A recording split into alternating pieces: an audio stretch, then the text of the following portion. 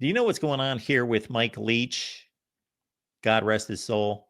But in regards to his candidacy for the Hall of Fame, now this is a great example of doing something that's right, but not doing it correctly. Oh my word. I just so there is this complete asinine rule in the College Football Hall of Fame that no coach is eligible unless he has won 60% of his games. Okay. I believe in standards, of course. We're adults here. When you are policing 5-year-olds, you have rules. When you are determining honors like the Hall of Fame, then you have guidelines. Guidelines mean we consider this number, this standard, we give it high consideration. And if we are considering somebody who has not met this standard, they must have other great qualifications. It is a guideline. It should be a guideline, not a rule. This is so freaking stupid. It's unbelievable. How stupid are these people? I just it's and their idiocy has been pointed out to them over and over and over and over, and they still don't get it right.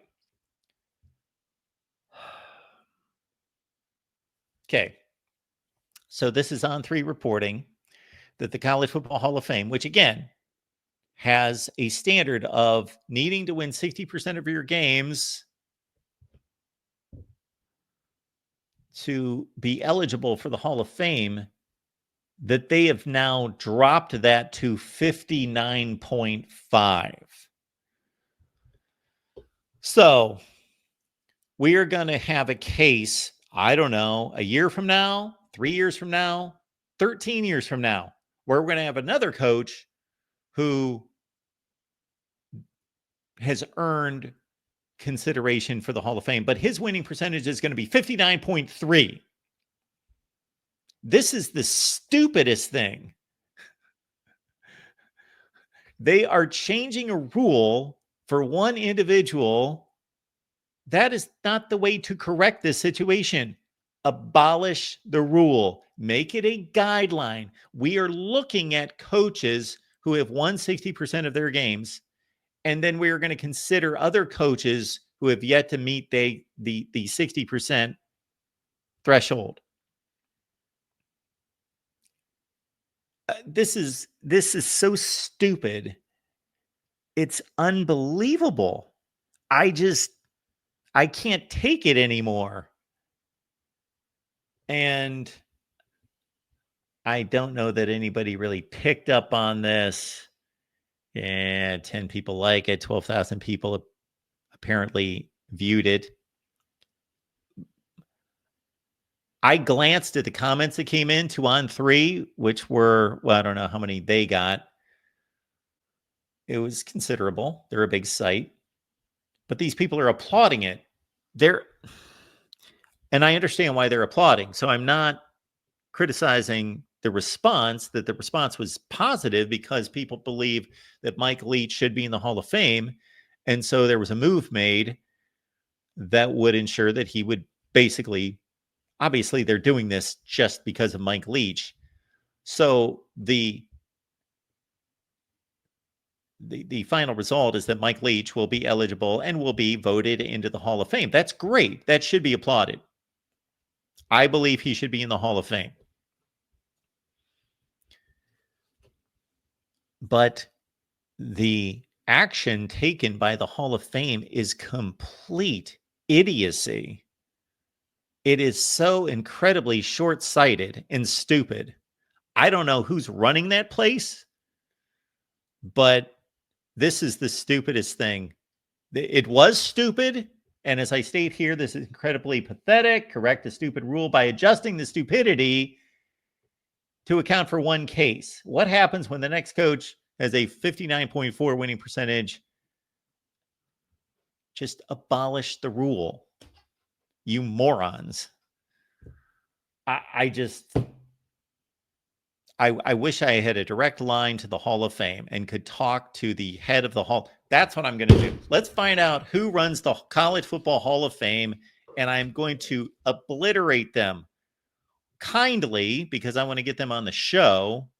I'll do it kindly at first. And then if they don't respond, then I will just go on a rampage.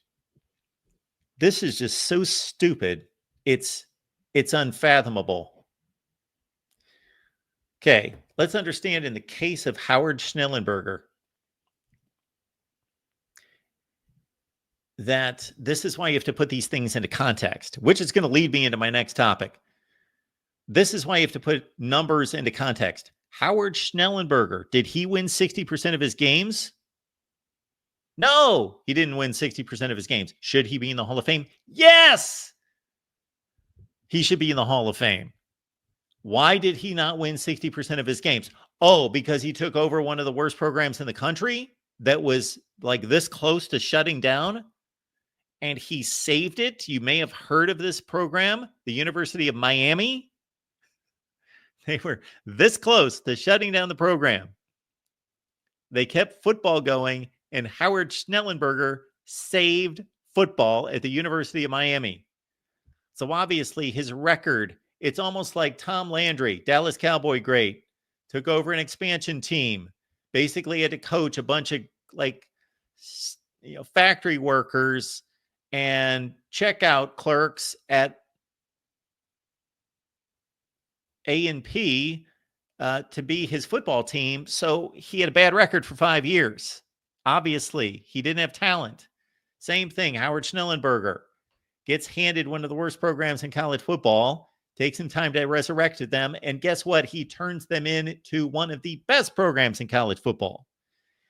Then he goes to Louisville, and Louisville had 5 consecutive losing seasons. What does Howard Schnellenberger do instantly? Winning season within a couple years. He is beating Alabama in the Fiesta Bowl, going 10-1-1. And then he starts up 2 other programs, and FAU, again, you are not going to have a great record when you are starting football programs.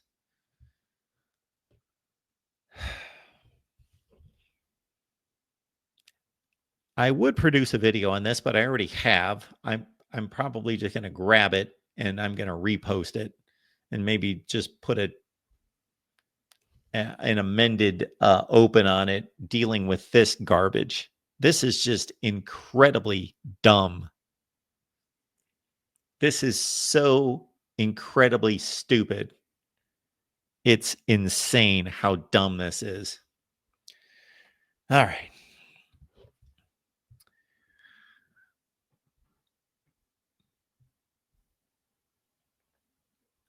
Yes, Howard Schnellenberger was not great at Oklahoma. He was also there for 1 season.